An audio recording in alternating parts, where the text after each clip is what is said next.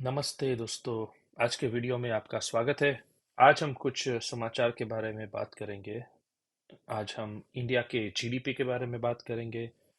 उसके बाद TSMC, Taiwan semiconductor manufacturing company की तरफ से कुछ समाचार है, उसके बारे में बात करेंगे। और गौतम अदानी भाई ने कुछ इंटरव्यू दिया है और इंटरव्यू में उन्होंने दो तीन चीज़ें बताई है जो मैं शेयर करना चाहता हूँ। तो आइए सबसे पहले हम जीडीपी ऑफ इंडिया के बारे में बात करेंगे।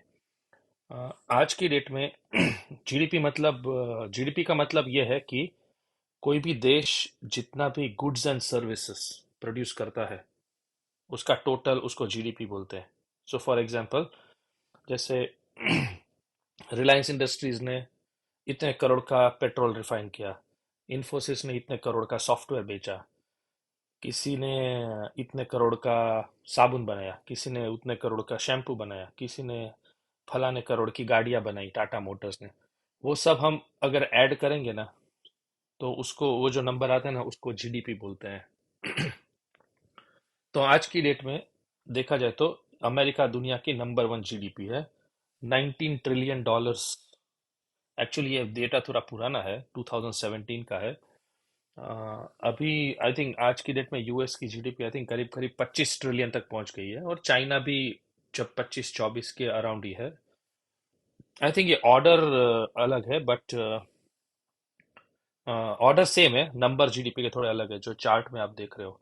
तो नंबर वन अमेरिका है, नंबर टू चाइना है, number three Japan, number four Germany, और इंडिया करीब करीब 2.6 ट्रिलियन डॉलर पे है। ये 2017 में भी अपन 2.6 ट्रिलियन पे थे, और आज ही करीब करीब उतना ही है, क्योंकि कोरोना की वजह से अपना जीडीपी थोड़ा नीचे भी गया था। तो प्रेडिक्शन ये है कि 2037 मतलब आज से करीब करीब 15 साल बाद इंडिया का जो जीडीपी है वो 2.6 ट्रिलियन से जाएगा 10 ट्रिलियन। सोचो आप, सिर्फ 15 साल में। राइट। और मतलब हर साल 6.5% से ग्रो होगा इंडिया का जीडीपी। तो आप आप सोच लीजिए कि अगर आप इंडिया में रहोगे तो आपको सब जगह आपको लोग दिखेंगे जिनका जीवन का स्तर है जो ऊपर हो रहा है। जिसके पास साइकिल होगी वो स्कूटर चलाएगा, जिसके पास स्कूटर है वो छोटी गाड़ी में जाएगा, जिसके पास छोटी गाड़ी हो बड़ी गाड़ी में जाएगा, जिसके पास सिर्फ एक जूते हैं वो चार जूते होंगे उसके पास। सो जैसे देश अपना अमीर होता जाएगा, वैसे आप देखोगे कि आपका पगार भी बढ़ेगा, ज्यादा आपको प्रमोशन भी मिलेगा। आपके आपके कजिन्स या आपके बच्चों को जॉब भी जल्दी मिलेगा। सब जगह जॉब अवेलेबल मतलब नौकरी चाहिए, नौकरी हम देने के लिए तैयार है, वैसे बोर्ड दिखेंगे। तो इंडिया के लिए अगले 15 साल, अगर ये रिपोर्ट सच है तो बहुत ही अच्छी बात है। और ये जो अमेरिका में हम ट्रिलियन और बिलियन और मिलियन का उपयोग करते हैं, और इंडिया में हम करोड़ का उपयोग करते हैं, तो अगर आपको उसमें कंफ्यूजन है तो मैं यहाँ पे आपको बता देता हूँ कि 1 मिलियन डॉलर मतलब 8 करोड़ रुपया। 1 डॉलर मतलब जब 80 रुपीज करीब करीब चल रहा है भाव, तो 1 मिलियन मतलब 8 करोड़। 1 बिलियन मतलब 8,000 करोड़, और 1 ट्रिलियन मतलब 8 लाख करोड़। तो वो हिसाब से जब इंडिया की इकोनॉमी 10 ट्रिलियन होगी, तब अब रुपीज में हम बोलेंगे तो 80 लाख करोड़ रुपए की जीडीपी होगी इंडिया की। तो इंडिया का फ्यूचर बहुत ही अच्छा है। अगर आप वहाँ पे धंधा करना चाहते हो तो आज की डेट से अच्छा कोई मौका नहीं है धंधा करने के लिए, अगर इंडिया में आप हो तो। तो ये थे समाचार इंडिया के जीडीपी के बारे में। अब हम बात करेंगे टीएसएमसी की। सो ताइवान सेमीकंडक्टर मैन्युफैक्चरिंग कंपनी दुनिया की सबसे बड़ी सेमीकंडक्टर, मतलब चिप्स, जो चिप्स बोलते हैं ना, आपके फोन के अंदर चिप्स है, आपके कंप्यूटर के अंदर चिप है, वो मैन्युफैक्चर करती है।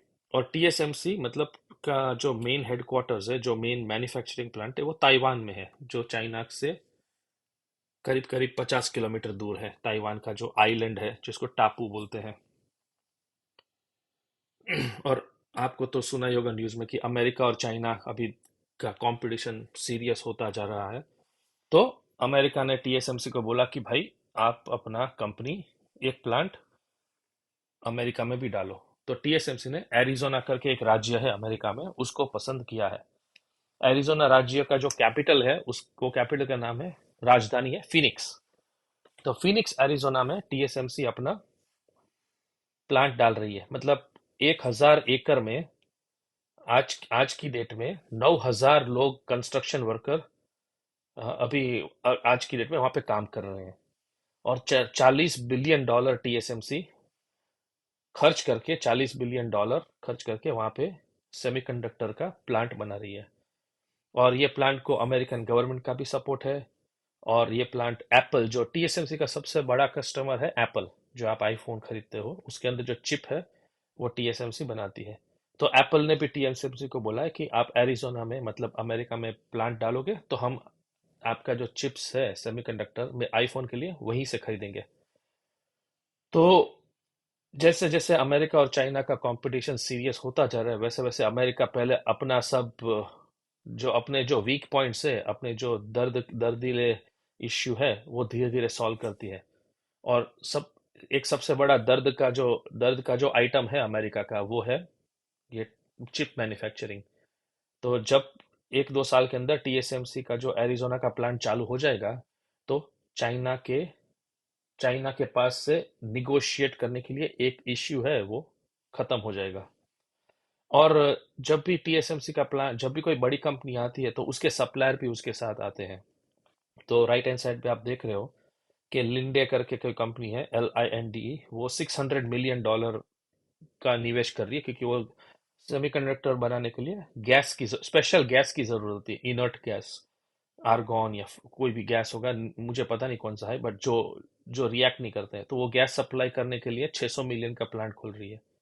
फिर चैंग चुंग ग्रुप करके है, वो $400 मिलियन, क्योंकि चिप बनाने के लिए बहुत सारे केमिकल्स की जरूरत होती है, तो वो सप्लाई करेगी। फिर कैंटो केमट्रेक 250 million, Sunlit chemicals 100 million, LCY chemicals 100 million, Fuji films 88 million, and on और बाकी 7-8 कंपनी है। तो जैसे बड़ी कंपनी आती है तो उसके सप्लायर भी उसके साथ आते हैं। जैसे टाटा टाटा के साथ भी हुआ। जब टाटा नैनो का प्लांट गुजरात, वेस्ट बंगाल में डालने के बदले में गुजरात में डाला, तो जैसे गुजरात में टाटा नैनो का प्लांट आया, तो जो कार के जो सप्लायर होते हैं उसको इकोसिस्टम बोलते हैं। कोई टायर सप्लाई करता है, कोई बल्ब सप्लाई करता है, कोई स्क्रू सप्लाई करता है, कोई कारपेट सप्लाई करता है, कोई वाइपर बनाने वाली कंपनी। ये जो छोटी छोटी चीजें जो गाड़ी के अंदर जाती है, उसके सब सप्लायर्स भी गुजरात में आए, तो गुजरात को बहुत फायदा हुआ। उसी तरह ये फिनिक्स शहर को भी बहुत फायदा होने वाला है। ऑलरेडी वहां पे लोगों ने मकान खरीदना शुरू कर दिया है। जो कैलिफोर्निया में या जो दूसरे दूसरे राज्य में जिनके पास पैसा है, वो सब लोग ये जो टीएसएमसी का जो प्लांट है उसके आजू बाजू के सब जमीन खरीद रहे हैं, मकान खरीद रहे हैं। क्योंकि उनको पता है कि जैसे ये प्लांट चालू होगा 2-3 साल में, उनके मकान का जो कीमत है वो बढ़ जाएगी। तो basically moral of the story is कि कोई बड़ी कंपनी आती है तो वो जगह की उन्नति होती है। कुछ लोग बोलेंगे पोल्यूशन बढ़ेगा, ट्रैफिक बढ़ेगा, लेकिन डेवलपमेंट का तो वो एक उसूल है कि डेवलपमेंट होगा तो भाव बढ़ेंगे, पोल्यूशन थोड़ा बहुत आएगा और ट्रैफिक भी बढ़ेगा। आज की लास्ट स्टोरी है, गौतम अदानी ने इंटरव्यू दिया था कहीं पे, और मैं उन्होंने उन्होंने बोला कि मैं जहाँ पे पहुंचा हूँ, मैंने काम 30 साल पहले चालू किया था। मतलब आज की डेट में क्या हो रहा है कि सब लोग गौतम जी को बोल रहे हैं कि चीफ मिनिस्टर, प्राइम मिनिस्टर और गौतम अदानी एक ही स्टेट से है, इसकी वजह से उनको फायदा हो रहा है। तो उसका क्लैरिफिकेशन देने के लिए गौतम अदानी बोला कि 4 चीजें हुई हिंदुस्तान में जिसकी वजह से उनको बहुत फायदा हुआ। पहली चीज पहला टर्निंग पॉइंट, वो राजीव गांधी को क्रेडिट देना चाहते हैं कि जब राहुल गांधी प्रधानमंत्री थे तब उन्होंने एक्सपोर्ट इंपोर्ट पॉलिसी में तब्दीली की थी। सॉरी।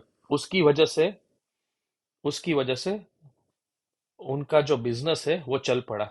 और वो वहां तक बोले कि अगर राजीव गांधी नहीं होते तो वो कभी बिजनेसमैन नहीं बन पाते।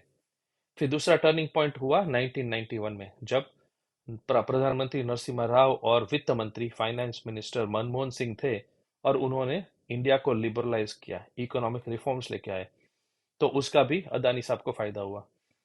तीसरा टर्निंग पॉइंट 1999 में, जब केशुभाई पटेल गुजरात के चीफ मिनिस्टर हुए और उन्होंने बोला कि हम अपने कोस्ट लाइन, मतलब जो दरिया का किनारा है उसको डेवलप करेंगे। और तब उन्होंने मुंद्रा प्लांट, जो इंडिया का सबसे बड़ा प्राइवेट प्लांट है, प्राइवेट पोर्ट सॉरी है, वो डेवलप करना 1995 में चालू किया केशुभाई पटेल की वजह से।